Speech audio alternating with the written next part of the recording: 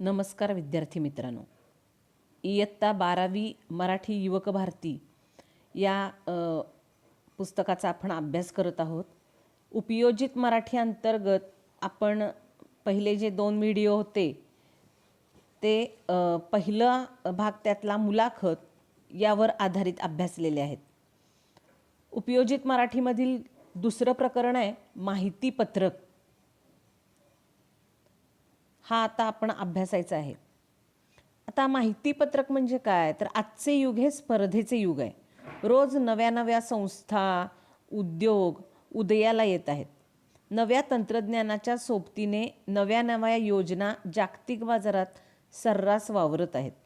एखाद्या संस्थेची, योजनांची किंवा उत्पादनांची तपशीलवार माहिती सर्वसामान्य लोकांपर्यंत पोहोचवण्याचे काम हे माहितीपत्रक करत असते. जागतिकीकरण आणि व्यापारीकरणामुळे ग्राहकही दिवसेंदिवस जागरूक आणि चौकस होऊ लागलेले आहेत. ग्राहकाला घर बसल्या लिखित स्वरूपात हे तपशील माहितीपत्रकाच्या माध्यमातून उत्पादक उपलब्ध करून देऊ लागलेले आहेत. माहितीपत्रक हे एका अर्थी उत्पादनाचे, संस्थेचे प्रसिद्धीपत्रकच असते. माहितीपत्रकास उत्पादक आणि ग्राहक यातील अप्रत्यक्ष दुवा म्हणता येऊ शकते. म्हणजे माहितीपत्रक म्हणजे काय, की नवीन संस्था काढायच्या असतील किंवा उद्योगधंदे असतील किंवा स्वतःजवळचं एखादं प्रॉडक्ट जर विकायचं असेल, आपलं उत्पादन जर द्यायचं असेल, तर त्याची माहिती, त्याची जाहिरात कशी लोकांपर्यंत पोहोचवू शकतो, या माहितीपत्रकाद्वारे पोहोचवू शकतो. त्याचं स्वरूप काय असतं माहितीपत्रकाचं? बघा, एखादी संस्था किंवा उद्योग, गृहोद्योग या दिवसेंदिवस नवनवीन योजनांची भर पडत असते. जागतिकीकरणाच्या युगात नवनवीन संस्था, बँका, विविध सेवा पुरवणाऱ्या संस्था यांची निर्मिती व वाढ होत आहे. माहितीपत्रकातून विशिष्ट उत्पादन, सेवा यांची तपशीलवार माहिती मिळत असते. माहितीपत्रक म्हणजे वैशिष्ट्यपूर्ण माहिती देणारे लिखित स्वरूपातील परिचयात्मक पत्रक होय. यामुळं काय होतं, तर त्या बँकेची, त्या विविध सेवा पुरवणाऱ्या संस्थेची किंवा ज्या काही गृहोद्योग असतील त्यांची लिखित स्वरूपात आपल्याला काय होतो आपल्याला परिचय होतो. आपण डोळ्यांनी ते वाचून बघून कळतं आपल्याला की नक्की काय आहे, त्याची वैशिष्ट्य काय आहे. ते एक प्रकारे माहितीपत्रक हे सेवा, संस्था लोकांपर्यंत पोहोचवण्याचे काय आहे, साधन आहे. दुसरं काय, तर माहितीपत्रकामुळे उत्पादक आणि ग्राहक यांच्यात संवाद निर्माण होतो. उत्पादनाला नवीन बाजारपेठ मिळवण्यासाठी माहितीपत्रक ही त्याची पहिली पायरी असते, की त्या माहितीपत्रकामुळे ग्राहकांपर्यंत उत्पादन काय होतं, पोहोचू शकतं. माहितीपत्रक हे कमी वेळेत, कमी खर्चात सविस्तर माहिती लोकांपर्यंत पोहोचवत असते. बघा, आपल्याला कमी वेळेमध्ये, कमी खर्चामध्ये सगळी माहिती मिळू शकते. माहितीपत्रक हे उत्पादनाविषयी जनसामान्यांच्या मनात कुतूहल, उत्कंठा निर्माण करण्यात महत्त्वाची भूमिका बजावत असते. माहितीपत्रकातली माहिती वाचली की आपल्याला काय होतं, आपोआपच त्याच्या उत्पादनाविषयी काय होतं, मनात कुतूहल निर्माण होतं किंवा उत्कंठा निर्माण होते. कसं असेल हे बघायला आपण काय करत असतो, तिथंपर्यंत जाऊन पोहोचतो. म्हणून माहितीपत्रकाचं हे अशा पद्धतीचं स्वरूप आहे. आता त्याची गरज काय आहे किंवा माहितीपत्रकाची आवश्यकता काय आहे, तर हे काय असतं, एक प्रकारचं प्रसिद्धीपत्रक असतं. निरनिराळ्या संस्था किंवा व्यापारी कंपन्या, उत्पादक आपल्या योजनांची तसेच उत्पादनांची माहिती लोकांपर्यंत पोहोचवण्यासाठी लिखित स्वरूपाच्या माहितीपत्रकाची निर्मिती करत असतात. फळे, भाजीपाला विक्रेत्यांपासून ते लक्षावधींची उलाढाल करणाऱ्या व्यापाऱ्यांपर्यंत सर्वांना या माहितीपत्रकाची आवश्यकता असते. आता उदाहरणार्थ बघा, तुम्ही दिवाळीचा सीझन जवळ आला आहे, तर दिवाळीचे फटाके असतील, खेळणी असतील किंवा पुस्तके असतील, दिवाळी अंक असतील, किराणा माल, फर्निचर, स्टेशनरी किंवा घरगुती वापराची उपकरणे, वाहने, कारखाने, औषधे किंवा विविध खाद्यपदार्थ, रेडीमेड पदार्थ किंवा कपडे, साड्या, अशा बाजारात अनेक उपलब्ध वस्तू असतात. त्यांची माहितीपत्रक आपल्याला बघायला मिळतात, पाहायला मिळतात.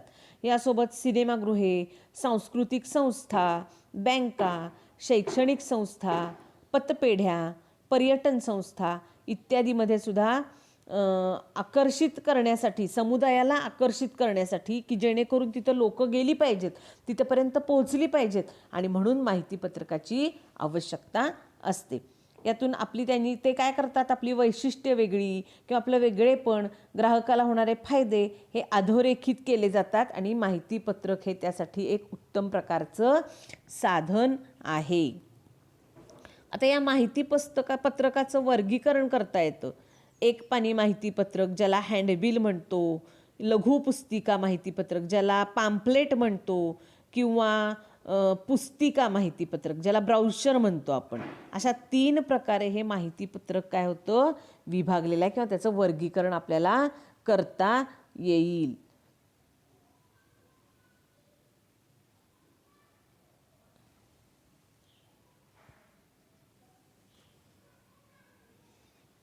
आता माहितीपत्रकाची रचना कशी असते बघा. माहितीला प्राधान्य, त्यातला पहिला आकडा आहे माहितीला प्राधान्य, दुसरा आहे त्याची उपयुक्तता, तिसरा आहे माहितीपत्रकाचे वेगळेपण, चौथा आहे माहितीपत्रकाची आकर्षक मांडणी, आणि पाचवा आहे माहितीपत्रकाची भाषाशैली. बघा आता माहितीपत्रकाचं रचना बघूया. त्यातलं पहिलं आहे माहितीला प्राधान्य. माहितीपत्रकाच्या शीर्षकावरूनच लक्षात येतं की माहिती देणे हा त्याचा मुख्य हेतू असतो. प्राधान्य काय आहे त्याचं, की माहिती देणे. नंतर काय, ज्या विषयाचे माहितीपत्रक आहे त्याची सुसंगत, सविस्तर आणि अचूक माहिती त्यात असणे आवश्यक असते. हां, महत्त्वाचा आहे बघा हा मुद्दा, की ज्याची आपल्याला ज्या विषयाचं माहितीपत्रक आहे त्याची मांडणी सुसंगत हवी, सविस्तर हवी, आणि अचूक माहिती त्यात असणं गरजेचं आहे. तिसरं काय सांगता येईल माहितीच्या प्राधान्याअंतर्गत किंवा त्या रचनेसाठी, की संस्थेबद्दल विश्वासार्ह माहिती असते. उदाहरणार्थ संस्थेचे कार्यालय असेल, पत्ता असेल, त्याचा रजिस्टर नंबर असेल, नोंदणी क्रमांक, बोधचिन्ह काय आहे का संस्थेचं, संस्थेचे संचालक, अध्यक्ष यांचे संपर्क नंबर, त्यांचे ईमेल, वेबसाईट इत्यादी माहिती त्या माहितीपत्रकामध्ये अचूक असावी लागते. त्यानंतर माहितीपत्रकातील माहिती ही वस्तुनिष्ठ आणि सत्य असावी. अतिशयोक्ती किंवा चुकीची माहिती माहितीपत्रकात असू नये, कारण एक माहितीपत्रक असंख्य लोकांपर्यंत पोहोचत असतं. त्यामुळं माहिती ही वस्तुनिष्ठ आणि सगळ्यात महत्त्वाचं म्हणजे चुकीची माहिती असून उपयोगाची नाही. त्याचप्रमाणे भाषा साधी असावी, सोपी असावी, सामान्य लोकांना पटकन सहज आकलन होईल अशी भाषा रचना असणे गरजेचे आहे. तसेच माहितीचे स्वरूप हे सुटसुटीत असावे. माहितीचा अतिरेक असता कामा नये, किंवा मजकूर हा पुरेसा असावा, भाषिक मजकूर असावा, त्याच्यामध्ये चित्रे असता उपयोगी नाहीत. अशा प्रकारे माहितीला फक्त प्राधान्य दिलेलं असावं. तर दुसरा मुद्दा काय आहे त्याच्यामधला, दुसरा पॉईंट आहे उपयुक्तता. आता माहितीपत्रकाची उपयुक्तता काय आहे, ते उपयुक्त आहे, वाचून झाल्यावर चुरगळून फेकून न देता लोकांनी संग्रही ठेवावं अशा स्वरूपात ते असावं. बघा बऱ्याच वेळा आपण काय करतो, आता बघा सिग्नलला आपली गाडी जरी थांबली असेल तरी बरेच बघा लोक येतात, मुलं येतात आणि आपल्या हातात एखादा कागद देतात आणि निघून जातात. आपण तो कागद बघत पण नाही बऱ्याच वेळा, असाच चुरगळलेला कागद आपण रस्त्यावर फेकून देतो. ते उपयोगाचं नाही. माहितीपत्रक हे उपयुक्त असतं, त्याच्यात काहीतरी माहिती असती आणि ती संग्रहित ठेवावं असं त्याचं मग स्वरूप पाहिजे.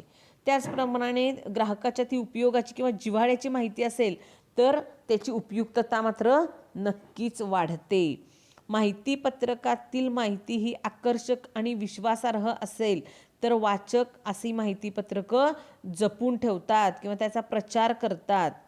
आता कोणती कोणती क्षेत्र आहेत बघा, ग्राहकाचे दैनंदिन प्रश्न असतील, किंवा आरोग्यासंदर्भात असेल, शेती संदर्भात असेल, तांत्रिक किंवा वैज्ञानिक स्वरूपाची माहिती देणारी माहितीपत्रकं असतील, तर आपण काय करतो, अशा माहितीपत्रकांच्याकडं लगेच वळतो. आपल्याला पण वाटतं की ते आपल्याजवळ असावं, त्याच्यात काय माहिती आहे बघूया तरी.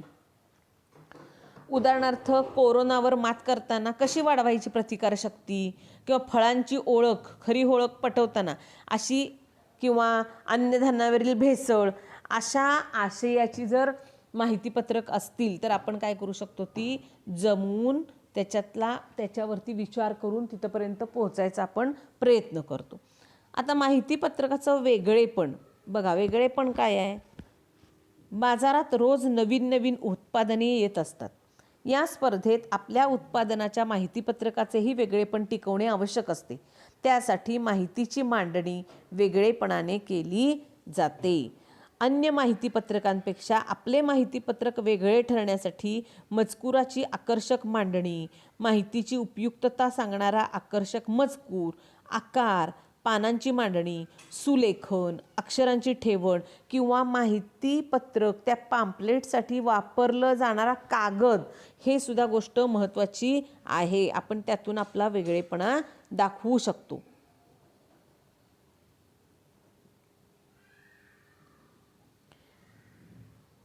चौथा मुद्दा आहे आकर्षक मांडणी, त्याला लेआउट म्हटले. बघा, माहितीपत्रक दिसताक्षणी वाचावेसे वाटले पाहिजे. त्यासाठी माहितीपत्रकाची मांडणी आकर्षक असायला हवी. मगाशी आत्ता मी शेवटचा जो मुद्दा मांडला वेगळेपण, की कागद, माहितीपत्रकाच्या कागदाची निवडसुद्धा महत्त्वाची असते. कागद अगदी हलका असेल, अगदी जाड असेल तर ते योग्य नाही. बदलत्या काळात रंगीत माहितीपत्रक ग्राहकाला आकर्षित करीत असतात. त्यामुळे छपाई रंगीत असल्यास सहाय्य होते. एखादी नवीन शाळा काढायची आहे, प्ले ग्रुप काढायचा आहे, तर बघा तुम्ही रंगीबेरंगी माहितीपत्रक त्यांचं पॅम्पलेट असते, ते एक पानाचं. Blossom school, new English medium school, आणि मग छोटी छोटी मुलं, मग वही एकीकडं, दप्तर एकीकडं, फुलपाखरं, बाग, शाळेचं चित्र, असं म्हणजे चित्रातून त्याचा उल्लेख केलेला असतो. किंवा शाळेची माहिती थोडक्यात ॲडमिशन संदर्भात, अशा पद्धतीनं तुम्ही डोळ्यासमोर आला तर असं त्याचं मांडणी त्याची आकर्षक पाहिजे. त्याच्यानंतरचा 5वा मुद्दा आहे भाषाशैली, की आपल्या उत्पादनाची सविस्तर आणि विश्वासार्ह माहिती ग्राहकांपर्यंत पोहोचवण्याचे माहितीपत्रक हे उत्तम साधन आहे. दर्शनी रूपासोबत माहितीपत्रकाच्या मजकुरालाही महत्त्व आहे. वाचकांना आकर्षित करण्यासाठी मजकुराची भाषा वेधक असणे आवश्यक आहे. उदाहरणार्थ बघा, गाण्याच्या नव्या वर्गाची माहिती देताना सुरांची बैठक पक्की केली जाईल, तज्ज्ञांचे मार्गदर्शन आणि गाण्याच्या सरावाकडे विशेष लक्ष दिले जाईल, एवढा आशय एका वाक्यातून सांगण्याऐवजी जर तो पुढील प्रमाणे मांडला, ठळक वैशिष्ट्ये, सुरांची पक्की बैठक, तज्ज्ञांचे मार्गदर्शन आणि सरावावर खास भर, 3 शब्दात किंवा 3 वाक्यात काय केलं जातं, एवढ्या मोठ्या गोष्टी पटकन सांगितल्या जातात. अशा प्रकारे थोडक्यात सांगणं गरजेचं असतं. अशा प्रकारे माहितीपत्रकाची रचना असते. रचनेमध्ये काय बघितलं आपण?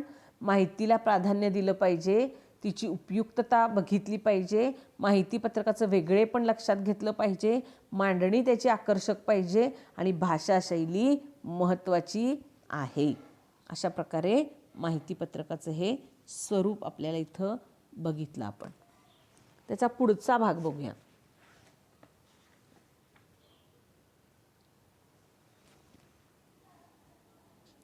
तर व्यवसायाच्या संधी किंवा माहितीपत्रकासाठी आवश्यक मुद्द्यांचा नमुना, पान नंबर 96. तुम्ही पुस्तक जर बघितलं आपलं तर शेवटच्या पानावरती माहितीपत्रकासाठी आवश्यक मुद्द्यांचा नमुना दिलेला आहे. म्हणजे कसं असावं माहितीपत्रक, उदाहरण दिले की एका कनिष्ठ महाविद्यालयात नवीन शैक्षणिक वर्षापासून विज्ञान शाखा नव्याने सुरू करायची आहे. ही बाब जास्तीत जास्त प्रवेशोत्सुक विद्यार्थ्यांपर्यंत आणि पालकांपर्यंत प्रभावीपणे पोहोचवायची आहे, कारण तसे झाले तरच विद्यार्थी प्रवेश घेण्यासाठी त्या कनिष्ठ महाविद्यालयापर्यंत संपर्क साधतील. तर ती कशी पोहोचवता येईल त्याच्यासाठी एक उदाहरणासाठी तुम्हाला इथं माहितीपत्रक दिलेलं आहे. ते विद्यार्थ्यांनी पुस्तकामध्ये बघावं की कसं ते माहितीपत्रक आहे. अशा प्रकारे माहितीपत्रकातून व्यवसायाच्या संधीसुद्धा निर्माण झालेल्या आहेत. इथं माहितीपत्रक हा भाग, यामध्ये आपल्याला अभ्यासाला एवढंच आहे. आता परीक्षेमध्ये तुम्हाला काय विचारलं जाईल, कृतीमध्ये काय विचारलं जाईल, की माहितीपत्रक म्हणजे काय, एखादं उदाहरण द्या किंवा माहितीपत्रकाची वैशिष्ट्ये, मग त्याच्यामध्ये तुम्हाला आकर्षक मांडणी सांगता येईल, भाषाशैली सांगता येईल. अशा प्रकारे या मुद्द्यांना धरून माहितीपत्रकाची वैशिष्ट्ये तुम्हाला काय केली जातील, स्पष्ट करा असं म्हटलं जाईल आणि ती तुम्हाला करता आली पाहिजेत. किंवा माहितीपत्रकाची गरज असणारी क्षेत्रे कोणती कोणती आहेत, आपण बघितलं. शैक्षणिक संस्था असतील, सांस्कृतिक संस्था असतील, किंवा व्यापारी मंडळ असतील, फळे किंवा भाजी विक्री करणारे विक्रेते असतील, प्रवासी कंपन्या, त्यानंतर संगीत आणि कला यासारख्या क्षेत्रातले माहितीपत्रकं, किंवा बँका असतील. अशा प्रकारे ही वेगवेगळी काय आहेत, सिनेमागृह असतील, बँका असतील, बचत गट, विद्युत उपकरण खरेदी केल्यावर त्याच्या जोडणीपासून उपयुक्ततेपर्यंतची सर्व बाबी, अशा सगळ्या गोष्टी माहिती पत्रकामध्ये नमूद केलेल्या असतात. त्याच्यानंतर असं विचारलं जाईल की माहितीपत्रकाची उपयुक्तता तुमच्या शब्दात लिहा. काय आहे माहितीपत्रकाची उपयुक्तता, म्हणजे काय, लोकांना कशासाठी गरजेची आहे ती माहितीपत्रकं, काय करू आपण, माहितीपत्रकामुळं आपल्याला काय फायदा होतो, हे सांगणं गरजेचं आहे. धन्यवाद.